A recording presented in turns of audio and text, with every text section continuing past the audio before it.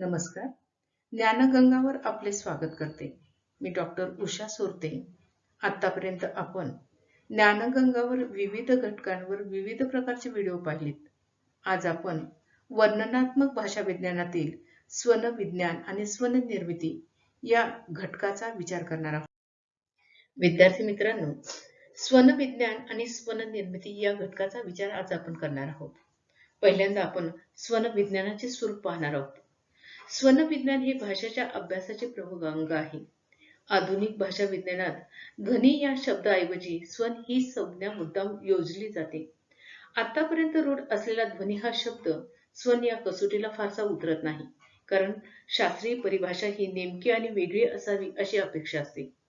ध्वनी या शब्दामुळे आघात किंवा घर्षण यामुळे निर्माण होणारा कोणताही नादतरंग असा बोध होतो. हा आवाज निसर्गातील घटकाचा असेल, यंत्राचा असेल किंवा मानव निर्मित असेल. टाळी, चुटकी, थाप हेही मानव निर्मित ध्वनी आहेत, पण या सर्व प्रकारच्या ध्वनींचा समावेश भाषेमध्ये होत नाही. ध्वनी हा शब्द फार व्यापक आहे, तर भाषेत वापरला जाणारा ध्वनी हा शब्द मर्यादित अर्थाने वापरला जातो. खरं तर ध्वनी हा शब्द संस्कृत आहे. सुचवणे या अर्थाने तो वापरला जातो. काव्यशास्त्रामध्ये ध्वनी किंवा सूचकता हे एक महत्त्वाचं तत्व आहे. त्यामुळे काव्यशास्त्रातील ध्वनी हा शब्द भाषा विज्ञानामध्ये वापरणं योग्य ठरत नाही. त्यामुळे स्वन ही संज्ञा आता स्वीकारली गेली आहे. भाषा विज्ञानामध्ये शरीराबाहेरच्या अन्य कोणत्याही स्वनींचा विचार केला जात नाही. त्यामुळे मौखिक ध्वनी ही मर्यादा स्वन या संज्ञेला प्राप्त होते.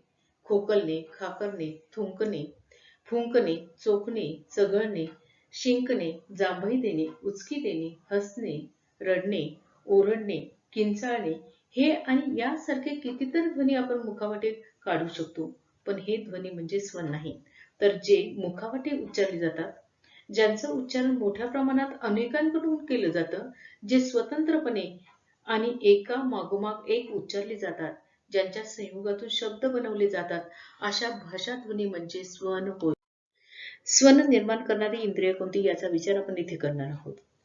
बोलण्याची किंवा उच्चारण्याची क्रिया करणारं एकच एक इंद्रिय आपल्या शरीरात नाही. बोलण्याची क्रिया अनेक अवयवांच्या एकत्रित सहकार्यातून घडते. दात, ओठ, जीभ, घसा, श्वासनलिका हे सर्व अवयव उच्चारण्याचं काम करतात. पण यातील प्रत्येक अवयवाचं मुख्य कार्य वेगळं आहे. ही सर्व अवयव एकमेकांच्या मदतीने उच्चारण्याचं काम करत असतात. आता पहिल्यांदा आपण पाहणार आहोत स्वरतंत्री. केवळ उच्चारणाचं काम करणारा असा एकच एक अवयव प्रत्येकाच्या शरीरामध्ये असतो. श्वासनलिकेमध्ये गळ्याशी असलेला स्वरतंत्री किंवा कंठमणी हा तो अवयव होय. अनेक बारीक तंतूंनी बनलेला हा अवयव श्वासनलिकेमध्ये एक प्रकारच्या पेटीमध्ये किंवा खोबणीमध्ये बसवलेला असतो. उच्चारणाशिवाय दुसरे कोणतेही काम या अवयवाकडे नसले तरी हा अवयव तसा परावलंबी आहे. याचं कार्य होण्यासाठी फुफ्फुसातील हवा श्वासनलिकेच्या मार्गाने बाहेर जावी लागते, तेव्हाच त्याचं कार्य घडतं. स्वरतंत्रीमधील तंतू आकुंचित होतात, त्यातील पोकळी कमी किंवा जास्त होते आणि त्यातील तंतूंचे आवश्यकतेनुसार कंपन होते किंवा होत नाही, तेव्हाच विशिष्ट ध्वनी निर्माण होण्याची प्रक्रिया सुरू होते. मात्र स्वरतंत्रीतून घशापर्यंत आलेली हवा बाहेर पडताना जीभ, टाळू, दात, ओठ, तोंडाची आणि नाकाची पोकळी, पडची या अवयवांच्या सहकार्याची आवश्यकता असते. नुसत्या स्वरतंत्रीतून बाहेर पडणाऱ्या हवेमुळे स्वन निर्मिती होत नाही. प्रत्येक स्वरतंत्री ही दुसऱ्या स्वरतंत्रीपेक्षा वेगळी असते. त्यामुळे प्रत्येक व्यक्तीचा आवाज हा वेगळा असतो. आता जिभेचं कार्य काय ते आपण पाहणार आहोत. जिभेमुळे मुख्यतः वेगवेगळे ध्वनी उच्चारले जातात. बोलण्याची क्रिया जिभेशिवाय होऊ शकत नाही. स्वन निर्मितीच्या प्रक्रियेमध्ये जिभेला अनन्यसाधारण महत्त्व आहे. जीभ हा अवयव स्नायूंनी बनलेला अतिशय लवचिक अशा प्रकारचा अवयव आहे. त्यामुळे तो विविध हालचाली करू शकतो. कंठाच्या मुळापासून ओठापर्यंत विविध ठिकाणी जिभेच्या हालचाली होत असतात. एका ध्वनीच्या उच्चारणानंतर लगेच दुसरा ध्वनी आपण उच्चारू शकतो, कारण क्षणार्धात जिभेची वेगवेगळी हालचाल आपल्याला करता येते. जीभ वर उचलली जाते, टाळूपटाच्या वेगवेगळ्या ठिकाणी तिचा स्पर्श होतो, ती वळवता येते, दाताच्या मुळाशी तिचं कंपन होतं, त्यामुळे वेगवेगळे ध्वनी निर्माण करता येतात. म्हणजे आता ह्या ठिकाणी आपल्याला पडजीभ, मुखमार्ग, नासिका मार्ग यांचा पण आपल्याला विचार करायचा आहे. आता स्वरतंत्रीतून घशाच्या पोकळीपर्यंत हवा आल्यानंतर स्वन निर्मितीचं कार्य सुरू होतं. घशापर्यंत आलेल्या हवेला बाहेर पडण्यासाठी दोन मार्ग उपलब्ध असतात. एक म्हणजे मुख विवर, त्याला मुख मार्ग असं म्हणतात, आणि दुसरं म्हणजे नाकाची पोकळी, तिला नासिका विवर असं म्हणतात, तिला नासिका मार्ग असंही म्हणतात. मुख्यतः मुखाच्या पोकळीतून हवा बाहेर टाकली जाते. त्यामुळे बहुतेक स्वन हे मुखर असतात किंवा मौखिक असतात. पण काही विशिष्ट स्वन नाकाच्या पोकळीतून हवा बाहेर पडल्यामुळे निर्माण होतात. त्यांना अनुनासिक असं म्हणतात. अनुनासिक म्हणजे नाकाच्या मार्गाने निर्माण झालेले ध्वनी होय. मुखमार्ग आणि नासिका मार्ग या दोन मार्गावर नियंत्रण ठेवण्याचं काम पडजीभ करते. जेव्हा आपण बोलण्याची कृती करत नसतो तेव्हा ही पडजीभ लोंबत असते. जेव्हा नाकाच्या पोकळीतून हवा बाहेर सोडायची असते तेव्हा पडजीभ तोंडाची पोकळी बंद करते. जेव्हा तोंडातून हवा बाहेर सोडायची असते तेव्हा पडजीभ नासिका मार्ग बंद करते. पडजिभेचं कार्य नीट झालं नाही तर बोलण्यामध्ये व्यत्यय येतो आणि उच्चारणाचे काम व्यवस्थित होत नाही. आता दात, ओठ आणि टाळूपट म्हणजे नेमकं काय आणि त्यांचं कार्य काय याचा विचार आपण या ठिकाणी करणार आहोत. आता दात, ओठ, जीभ, पडजीभ, घसा यासारख्या सगळ्या अवयवांच्या सहकार्यातून स्वन निर्मिती होत असते. दाताला दात भिडून त, थ, द, ध हे दंत्यध्वनी निर्माण करता येतात. टाळूचं टोक उचलून वरच्या दाताच्या मुळाशी विशिष्ट स्पर्श करतो तेव्हा च, छ, ज, ज हे ध्वनी निर्माण होतात. जिभेच्या टोकाने वरच्या दाताच्या ठिकाणी कंपन केल्या असता र सारखा ध्वनी निर्माण होतो. ओठाच्या विशिष्ट रचनेमुळे प्रामुख्याने 3 प्रकारच्या हालचाली करता येतात. आता खालचा जबडा पूर्णपणे ताणून तोंडाची पोकळी ओठ उघडून जास्तीत जास्त मोठी करता येते. त्यातून आ सारखा ध्वनी निर्माण होतो. ओठ विलग करून चंबूप्रमाणे आकार करून ऊ सारखा ध्वनी निर्माण करता येतो.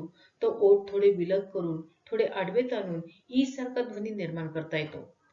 तालुपटामध्ये पाहतोय आपण तर सर्वसाधारणपणे तालूच्या पुढच्या भागामध्ये च, छ, ज, झ तर टाळूच्या मधल्या कठीण टाळूला ज्याला आपण मूर्धा म्हणतो तिथं जिभेचा स्पर्श झाल्यानंतर त, थ, द, ध हे ध्वनी निर्माण होतात.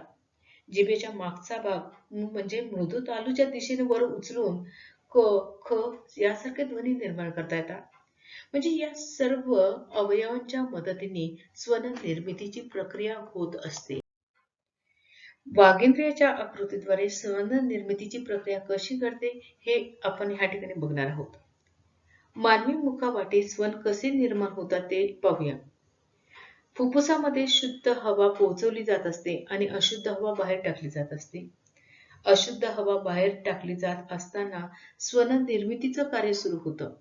श्वासनलिकेच्या पोकळीमध्ये असलेली स्वरतंत्रीचा खालचा भाग आणि वरचा भाग असे 2 भाग पडतात. त्यापैकी खालचा भाग हा स्वन निर्मितीच्या दृष्टिकोनातून क्रियाशील असतो, तर वरचा भाग हा जवळजवळ निष्क्रिय असतो. त्याला आभासी स्वरतंत्री असं म्हणतात.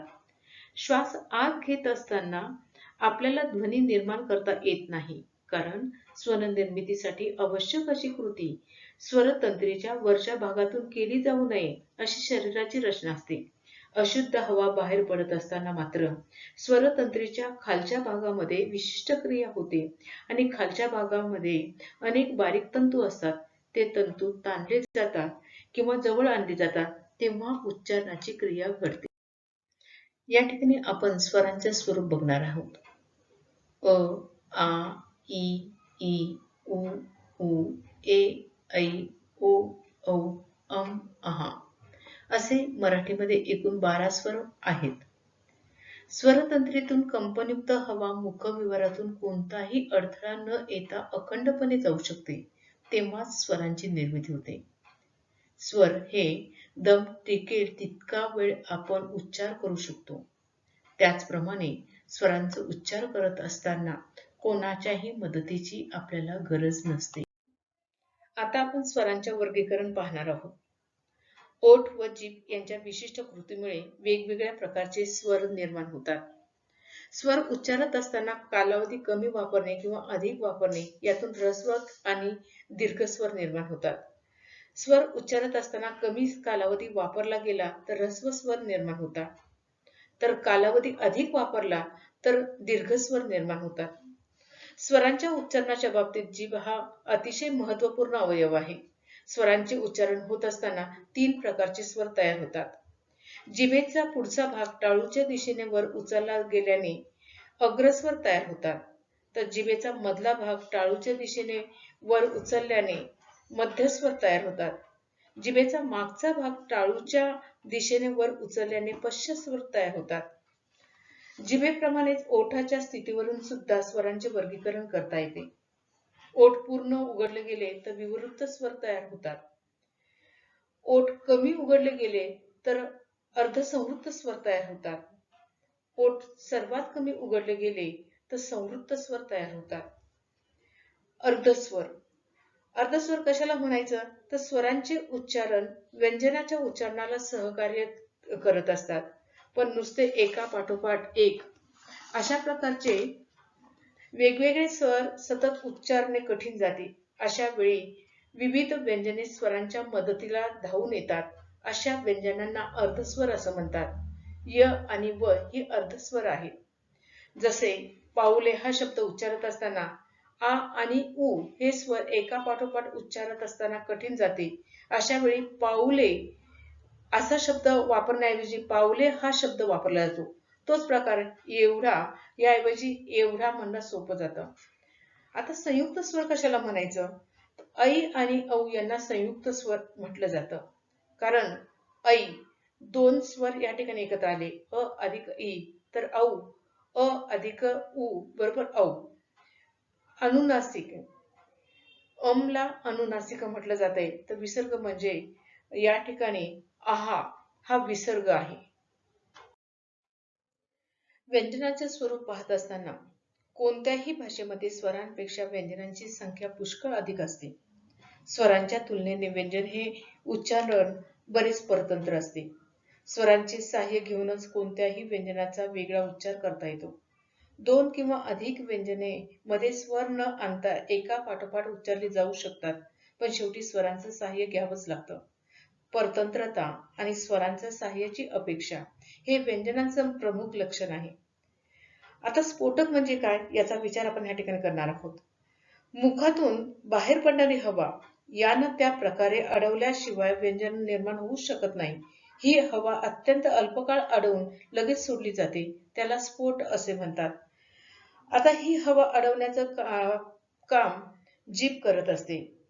क, ख, ग, घ, ट, ठ, ड, ढ, त, थ, द, ध, प, फ, ब, भ ही सर्व स्फोटक व्यंजन आहेत. अर्धस्फोटक म्हणजे काय तर तोंडात हवा अडवली जाणे, ती सोडणे व ती घासत बाहेर पडणे यातून जी व्यंजन निर्माण होतात त्याला अर्धस्फोटक असं म्हणतात. आता च चे 2 उच्चारण होतात, एक म्हणजे तालव्य आणि दुसरं दंत्य. तालव्य उच्चारण च, छ, ज, ज आणि च, छ, ज, झ ही दोनही उच्चारणं अर्धस्फोटक आहेत. अनुनासिक ज्याचं उच्चारण हवा नाकातून बाहेर पडल्याने होते त्यांना अनुनासिक म्हणतात. न, न, न आणि म. कंपन जिभेच्या टोकाचं दाताच्या वरच्या दिशेने कंपन होऊन जे ध्वनी निर्माण होतात त्याला कंपन असं म्हणतात. र हा ध्वनी म्हणजे कंपन आहे. पार्श्विक हवा तोंडात अडवली जाते व ती बाहेर पडत असताना जिभेच्या दोन्ही बाजूंनी हळूहळू बाहेर पडते, त्यातून जे ध्वनी निर्माण होतात त्याला पार्श्विक व्यंजने असं म्हणतात. ल आणि ळ ही पार्श्विक व्यंजन आहे. अर्धस्वर कधी कधी स्वरांना काही व्यंजन सहाय्य करतात. मगाशी त्याचा आपण विचार केलाय, तर य आणि व ही अर्धस्वर आहेत असं म्हटलं जातं. घर्षक व्यंजन तोंडात हवा अडवली गेल्यानंतर ती हवा जिभेच्या दोन्ही कडांना घासत बाहेर पडते, त्यातून श, श आणि स यासारखी जी व्यंजनं निर्माण होतात त्याला घर्षक किंवा संघर्ष व्यंजन असंही म्हणतात. आता महाप्राण म्हणजे नेमकं काय तर महाप्राण म्हणजे हवा अधिक वापरल्याने जे ध्वनी निर्माण होतात, जे व्यंजन निर्माण होतात, त्याला महाप्राण असं म्हणतात. स्वनांचं वर्गीकरण करत असताना प्रामुख्याने 3 गोष्टी विचारात घ्याव्या लागतात. उच्चारण स्थान, कंठ, टाळू, मूर्धा, दंतमूळ, दात हे स्वनांचे उच्चारण स्थान आहे. तर उच्चारण अवयव म्हणजे जीभ, दात, ओठ, पडजीभ, स्वरतंत्री, श्वासनलिका हे उच्चारण अवयव आहे.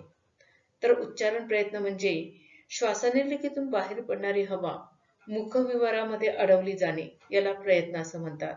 आणि तोंडामध्ये जो अवयव ही हवा अडवतो त्याला उच्चारण अवयव असं म्हणतात. उच्चारण स्थानानुसार होणारं वर्गीकरण पाहत असताना कंठधारी व्यंजन म्हणजे काय? तर कंठद्वार हे ज्याचं उच्चारण स्थान आहे त्याला कंठद्वारीय व्यंजन असं म्हणतात. स्वरतंत्रीतून ज्याचा उच्चार होतो त्याला कंठद्वारीय व्यंजन असंही म्हणतात. उदाहरणार्थ ह याचं उच्चारण कंठद्वारातून होतं. मृदू तालव्य व्यंजन, जिभेचा मागचा भाग मृदू तालव्याच्या दिशेने उचलून जी व्यंजन निर्माण होतात त्याला मृदू तालव्य व्यंजन म्हणतात. क, ख, ग, घ ही मृदू तालव्य व्यंजन आहेत. तालव्य व्यंजन म्हणजे टाळूच्या पुढचा भाग हे ज्याचं उच्चारण स्थान आहे त्याला तालव्य व्यंजन असं म्हणतात. च, छ, ज, झ. मूर्धन्य व्यंजन म्हणजे तोंडामधील मधल्या कठीण टाळूला आपण मूर्धा म्हणतो. मूर्धेला जिभेचा स्पर्श झाल्याने जे उच्चारण होतं त्याला मूर्धन्य व्यंजन म्हणतात. ट, ठ, ड, ढ ही मूर्धन्य व्यंजन आहे. दंतमुलीय व्यंजन म्हणजे दाताचं मूळ हे ज्याचं उच्चारण स्थान आहे त्याला दंतमुलीय व्यंजन असं म्हणतात. च, छ, ज, झ हे दंतमुलीय व्यंजन आहे. दंत्य व्यंजन म्हणजे दात वरचा दाताला जिभेचा स्पर्श झाल्याने जी व्यंजन निर्माण होतात त्याला दंत व्यंजन असं म्हणतात. ट, ठ, द, ध हे दंत व्यंजन आहे. तर ओष्ठ व्यंजन ओठांच्या साह्याने ज्यांचं उच्चारण केलं जातं ती ओष्ठ व्यंजन. प, फ, ब, भ ही ओष्ठ व्यंजन आहे. प्रयत्नावरून व्यंजनाचे वर्गीकरण कसे होते याचा विचार आपण इथे करणार आहोत. स्पर्श व्यंजन, अवरोध, अवरोध स्थिती, स्फोट या प्रक्रियेतून उच्चारल्या जाणाऱ्या व्यंजनांना स्पर्श व्यंजन म्हणतात. क, ख, ग, घ ही स्पर्श व्यंजन आहेत. आता अवरोध म्हणजे काय? तर श्वासनलिकेतून आलेली हवा मुखविवरामध्ये पूर्णपणे अडवली जाणे म्हणजे अवरोध. अवरोध स्थिती म्हणजे काय? तर काही काळ ती हवा तशीच अडवून ठेवणे. आणि स्फोट म्हणजे अल्पकाळ अडवून ठेवलेली हवा एकदम बाहेर सोडणे. आता घर्षक व्यंजन त्याला संघर्षी व्यंजन असं सुद्धा म्हणतात. ही व्यंजन उच्चारताना मुखविवरात हवा पूर्णपणे अडवली जात नाही, तर जिभेच्या दोन्ही बाजूंना अरुंद फट शिल्लक राहते आणि या फटीतून ती हवा सतत बाहेर पडत राहते. ती बाहेर पडताना तोंडातल्या अवयवांना घासत बाहेर पडते आणि त्यातून जे ध्वनी निर्माण होतात त्याला घर्षक व्यंजन असं म्हणतात. श, श आणि स हे घर्षक व्यंजन आहे. आता पार्श्विक व्यंजन म्हणजे नेमकं काय? तर ही जी व्यंजन आहे ती उच्चारली जात असताना तोंडामध्ये मध्यभागी हवा अडवली जाते, पण ही अडवणूक स्पर्श व्यंजनाच्या वेळी होते तशी होत नाही. तर जिभेच्या दोन्ही कडांच्या बाजूने हवा एकसारखी बाहेर येत राहते आणि त्यातून जे ध्वनी निर्माण होतात त्याला पार्श्विक व्यंजन म्हणतात. ल आणि ळ ही पार्श्विक व्यंजन आहेत. कंपित व्यंजन याचा विचार करत असताना जिभेचं टोक टाळूच्या जवळ जातं आणि जिभेमुळे हवा अडवली जाते, पण हवेच्या दाबामुळं जिभेचं टोक कंप पावतं आणि त्यातून जे ध्वनी निर्माण होतं त्याला कंपित व्यंजन म्हणतात. तर र हा ध्वनी कंपित व्यंजन आहे.